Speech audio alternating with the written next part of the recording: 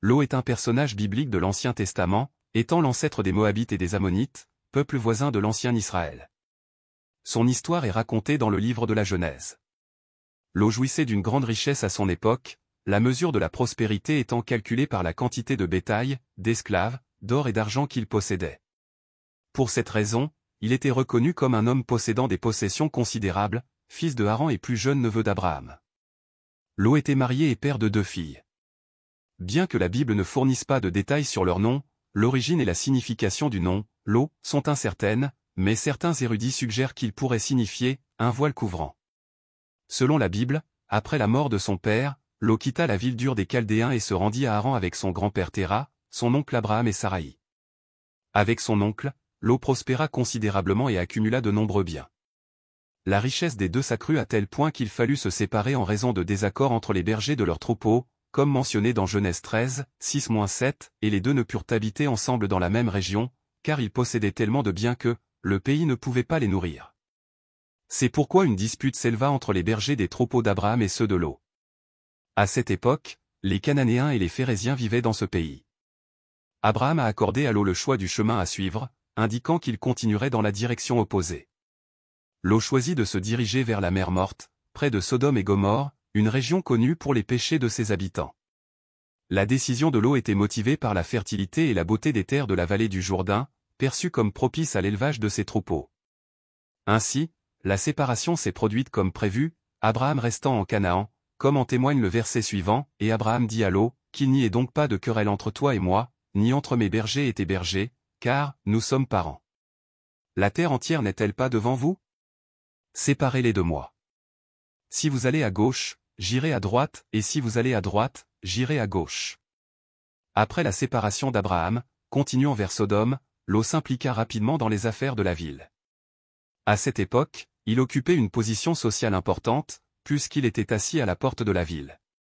Lorsque les anges du Seigneur arrivèrent, ils apparurent devant Lot.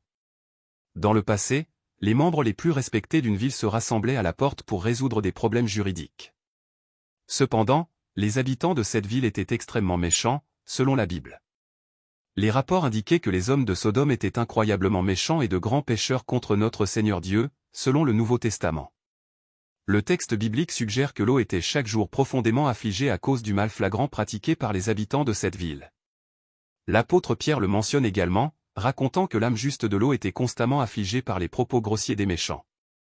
Étant un homme juste, il a vu et entendu des choses qui ont profondément irrité son âme juste. Dans le 2e livre de Pierre, chapitre 2, il est dit, mais il délivra le juste Lot, qui était affligé par la conduite licencieuse des immoraux.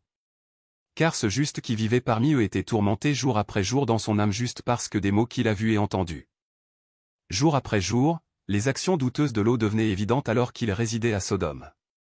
Au cours de cette période, une bataille s'est produite au cours de laquelle un groupe de rois de Mésopotamie a vaincu les rois des villes de Sodome, Gomorrhe, Adma, Sébo et Béla.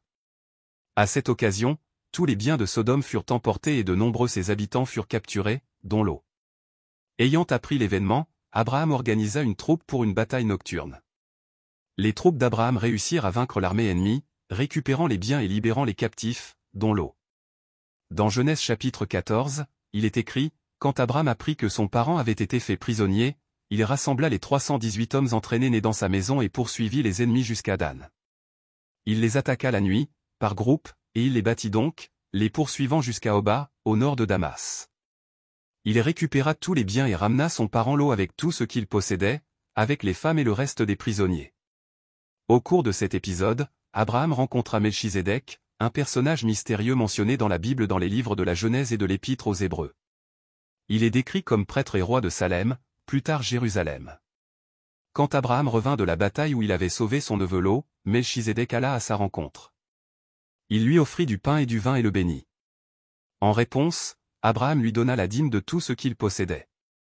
Malgré la guerre impliquant Sodome, Lot continue de rester proche de la ville, un point qui refait surface dans le récit biblique lorsque Dieu décide de détruire les villes de la plaine, dont Sodome et Gomorrhe. Ces villes ont été désignées dans la Bible comme des cibles de destruction divine. Avant la condamnation de Sodome, Lot et sa famille, qui abritaient les 2 anges envoyés par Dieu, furent avertis de la destruction imminente. La libération de Lot était un acte de grâce et de miséricorde de Dieu, découlant de son alliance avec Abraham. La Bible raconte que Dieu s'est souvenu d'Abraham et a fait sortir Lot des ruines de Sodome. Cependant, la réaction des habitants de Sodome en apprenant que Lot abritait des anges révéla la dépravation de la ville, entraînant son châtiment divin. Même après l'intervention de Dieu, le mal a persisté et certains hommes de Sodome ont demandé à rencontrer des anges, un terme qui, dans les contextes locaux, suggère des relations sexuelles. Lot, dans un moment de désespoir, offrit ses propres filles pour tenter d'apaiser la situation. Cette attitude montrait la faiblesse de caractère de Lot et les effets néfastes de la ville sur lui. Malgré cela, les hommes de Sodome persistèrent dans leur tentative de capturer les anges. À cette époque, les hommes de la maison de Lot étaient atteints d'une sorte de cécité, et Lot reçut l'ordre divin de retirer toute sa famille de la ville destinée à la destruction. Malheureusement, Lot s'est montré réticent à quitter Sodome. Certes, Lot gardait encore l'espoir que la ville ne serait pas complètement détruite. Les anges ont dû pratiquement les traîner hors de la ville, et pendant la fuite, la famille de Lot a été avertie de ne pas regarder en arrière. Cependant, la curiosité de la femme de Lot l'a amené à désobéir à Dieu et à regarder en arrière, se transformant en statue de sel. Il s'agit sans aucun doute d'un épisode marquant de l'histoire de Lot, et j'oserais le qualifier de tragique, car après avoir survécu à une catastrophe comme la destruction de la ville où il vivait, il fait face à la perte de sa femme à cause de sa propre désobéissance. Dans le livre de la Genèse, chapitre 18, nous trouvons un dialogue entre le Seigneur Dieu et son serviteur Abraham. Ayant appris la décision divine, Abraham cherche à intercéder en faveur de Lot, son neveu. Chers téléspectateurs, je vous rappelle que vous pouvez vous abonner et ainsi appartenir à notre communauté chrétienne. Vous savez, si vous aimez nos vidéos, rejoignez notre fraternité en appuyant sur le bouton d'abonnement. Alors le Seigneur lui dit, « Les accusations contre Sodome et Gomorrhe sont si nombreuses, et leur péché est si grave, que je descendrai voir si ce qu'elles ont fait répond à ce que j'ai entendu. Sinon, je le saurai. » Les hommes partirent de là et se dirigèrent vers Sodome, mais Abraham resta devant l'Éternel. Abraham s'approcha de lui et lui dit, « Veux-tu détruire les justes avec les méchants? Et s'il y a 50 justes dans la ville, vas-tu quand même la détruire et ne pas épargner le lieu à cause des 50 justes qui y sont?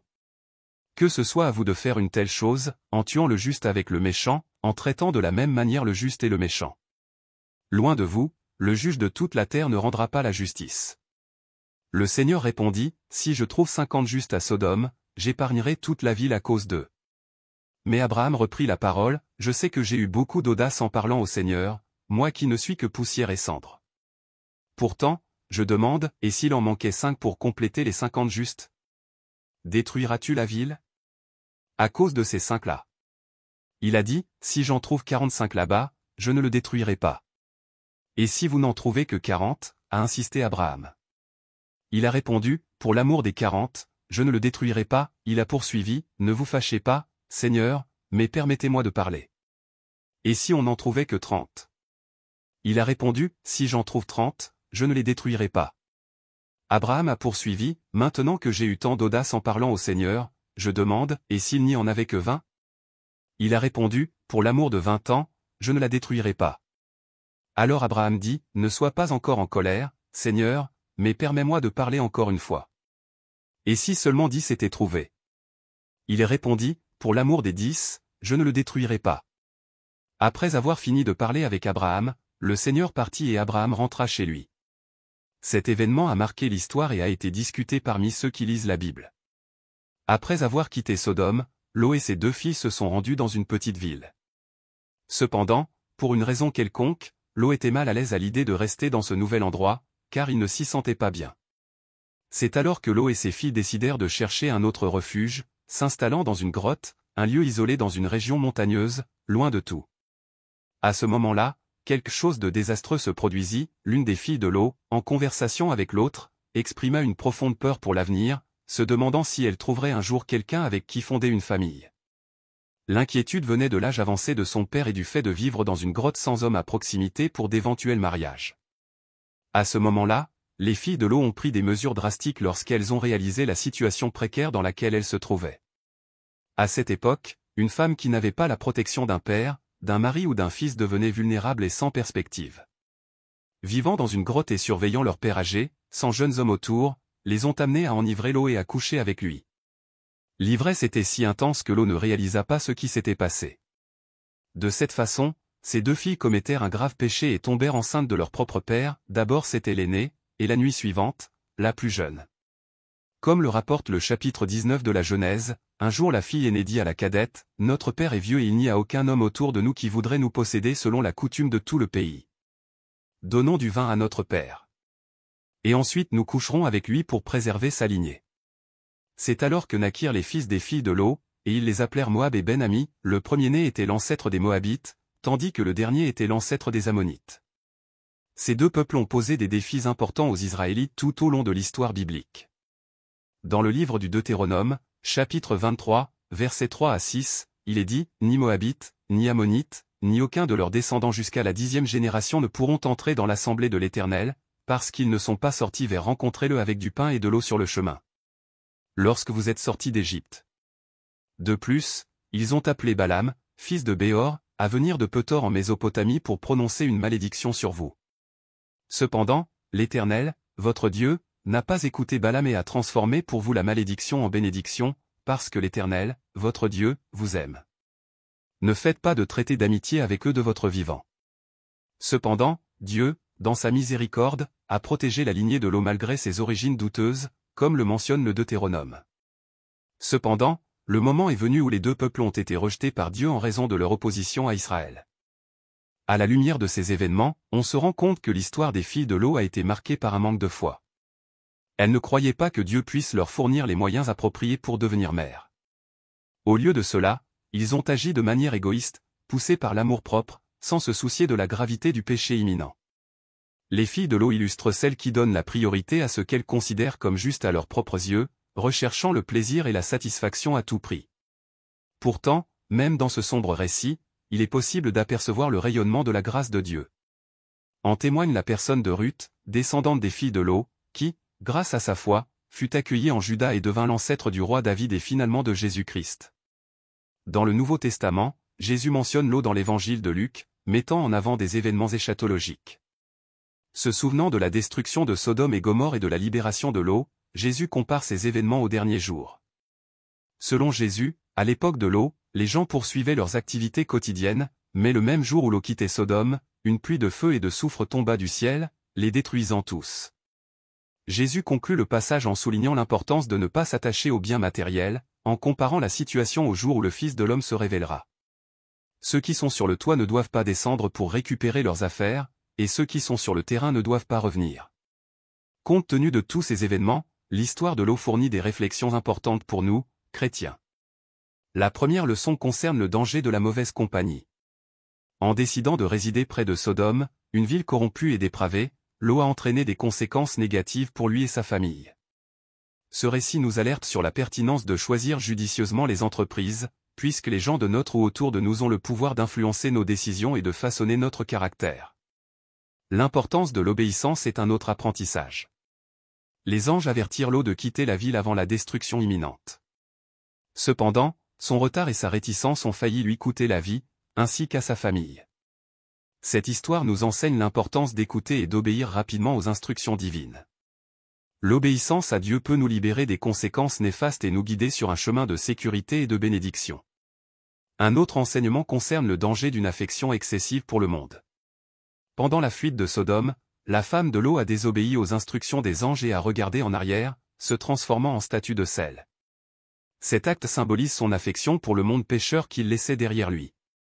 Ainsi, nous apprenons les dangers de s'accrocher au péché et aux choses du monde, soulignant l'importance de ne pas permettre que l'amour pour les choses terrestres et éphémères nous éloigne de la volonté de Dieu.